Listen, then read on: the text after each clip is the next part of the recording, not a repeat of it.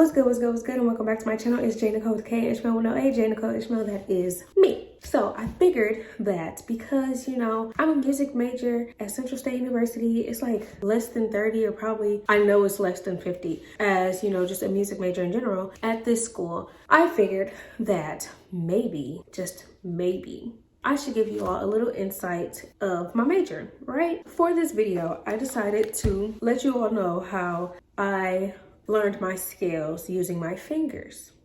And nobody ever gets it. They always call it my gang signs or whatever, but it works for me so well. Now, I might just have, you know, a little odd way of thinking or whatever and whatnot and what have you, but like I said, it works. I entered music theory 1 my freshman year, first semester. First off, at the school, that's a little unheard of. I mean, it's heard of, but as a freshman, a lot of people don't enter, you know, at music theory 1 level. And I did not know that.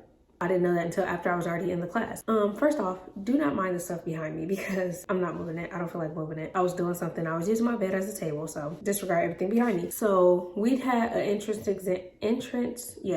exam coming into, you know, the music major. Like, you take it like the first day. I don't know how I passed because I didn't know my intervals. That was the last thing that my choir teacher from high school tried to teach us, and I did not pay not a lick of attention to that class at all. But he did help me a lot. I will give him a lot of props for helping me with my sight singing, because that, I'm pretty sure, is what catapulted me to be able to be in music theory 1 when I first got here. I didn't know my intervals. I only knew how to figure out what key a song was in, like, you know, music wise. I could hear it if somebody played it. Yeah, I could hear it. I could find the key. I don't have perfect pitch, so I would be like on the piano, you know, finding the key. I could do that, like looking at the sheet music and it has a key signature, and then I'm just supposed to be able to tell you what the key is. I didn't know how to do that except for using my fingers. My dad taught me that. I didn't know how to do my intervals. I didn't know how to tell the key by just looking at it. I didn't know my scales for real. I knew how to write them, kinda. I'm pretty sure half of it was wrong, but I knew how to write them, like what it's supposed to look like. And whole step, half step, whole step, half step for a major scale. So I would visualize a piano in my head, and say if the key was D, a whole step from D, I would do the whole step, half step, half step, half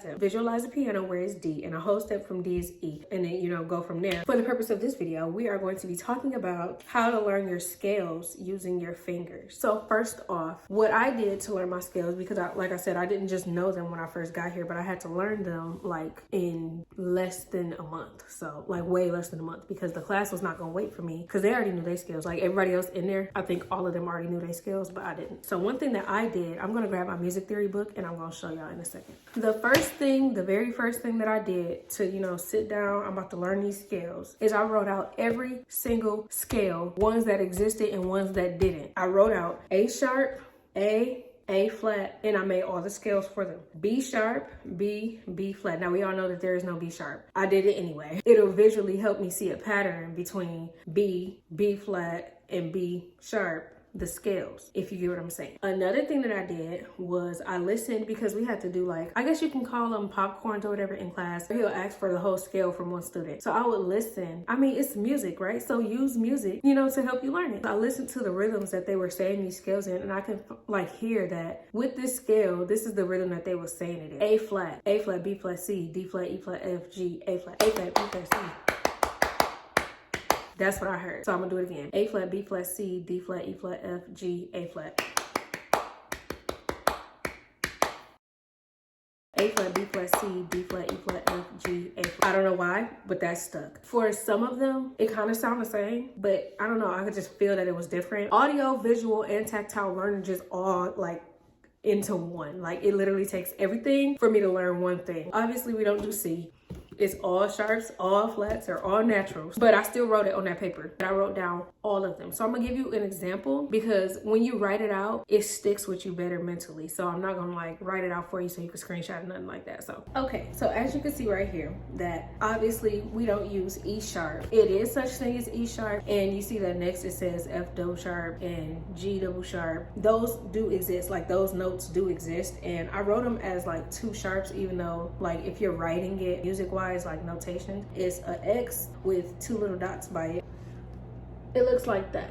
For the sake of the video, I wrote it like straight out. So now we're about to use our fingers. Because there's only 8 notes in a scale, you're only gonna need 8 fingers. Just so you know, throughout this video, I'm not giving you the finger. What we had to do for my class, we had tests every week. And if you get one note wrong, that's a whole grade letter down. We had to like learn this really, really well, really good, and really fast because you were also timed. I don't know how, it took a lot. Like, it was not just sticking to my brain how it needed to by just writing them down. It did help, and it helped me visualize it while I'm saying it. But my fingers helped me literally see it. And, you know, like I said, the pattern of hearing like the rhythms and stuff while you're saying the scale, that also helped. Before I actually started, I wanted to make sure that I told y'all my rule of thumb. This is the most important thing so you do not lose track on your fingers. Every note that has an accidental, that's what you are bending. And you're going to keep it bent the whole time.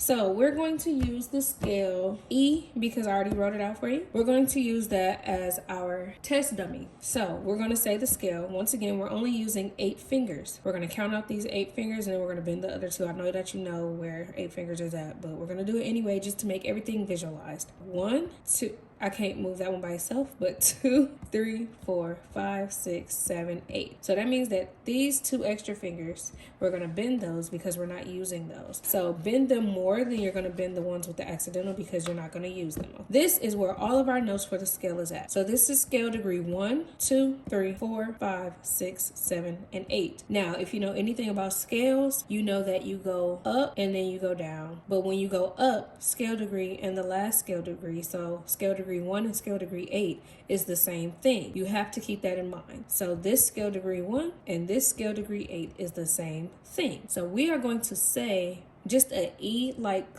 it's not going to be the actual scale. We're just going to do E to E. No accidentals, no nothing. E, F, G, A, B, C, D, E. Now that is not the E scale. That's just to show you that you have enough fingers and that this one is E and this one is E. So scale degree 1 and scale degree 8 is E. So now we're going to say the E major scale using our fingers. Once again, rule of thumb is to bend the fingers with an accidental. And I always lift the finger that I'm on so that I can visually keep track of where I'm at. So I'm not, you know, trying to eyeball what finger I'm on and then like say if I blink or something, then my mind goes elsewhere and blah, blah. Back to the E scale. E, F sharp, G sharp, A, B, C sharp, D sharp, E. Now notice that the fingers that are bent, first off, they are all the ones with the accidental, and they are bent less than the 2 that we're not using. These 2 over here that we're not using. They are bent less because I want to make sure that I can visually see that they are not omitted from the scale. We're just bending them because they have an accidental. So these are omitted from the scale because we don't need those fingers. But these that are just bent, they just have an accidental. So we're going to do that again, and then we'll go down from the scale so that you can see that it still works both ways. E, F sharp, G sharp, A, B, C sharp, D sharp, E. Now we're going to go down. E, D sharp, C sharp, B, A, G sharp, F sharp, E. Now notice that even with the ones that are bent, I still emphasize them by shaking them or something so that I can see and I can, you know, keep going. So now we're going to go back up the scale and do relative natural minor scale. With that, you can either go down 3 scale degrees from do, or you can go up 6 scale degrees from the low do. Now, visually, it's easier for me to just go down 3. So including that one, you count that one as well. So that is 1, 2, and 3. Or you could just see and, you know that it's the one that your thumb has. So now we're going to go back up from the do in the major key, so E, and then we're going to go to the relative minor, E, F sharp, G sharp, A, B, C sharp, D sharp, E. So now we're going to use this starting from here and do our natural minor scale. Because you have 2 do's, this is do and this is do, you got to choose one to use or else you'll end up with more letters because you have 2 do's.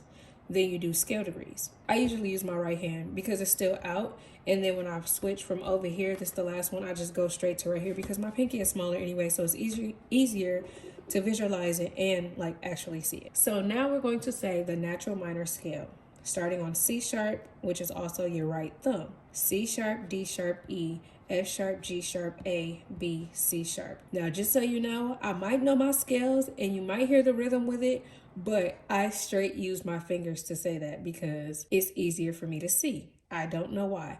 After I say the major scale and I say it with the rhythms, like using the rhythms and visually bending my fingers, everything else from there, I don't really think about. I just use my fingers because my fingers help. Okay, so I hope that makes sense, made sense, whatever. But this is the end of my video. Thank you for watching. If you want to see more music theory or just, me and my element, me and my major or whatever, videos and how I learn, because I really do think that I have a learning disability. So a lot of stuff I have to accommodate and change how I can get the information, which is really hard to do because it's not like I already know what I need to know. So I have to find a way to get the information that I need to know in a way that I can understand. So I have a lot of hacks for a lot of stuff that we went over in music theory. I went through music theory 1, 2, 3, and 4 with flying colors, baby. All A's and B's. So if you like this video, let me know in the comments or something, whatever. Like, comment, subscribe, period. Peace and chicken grease.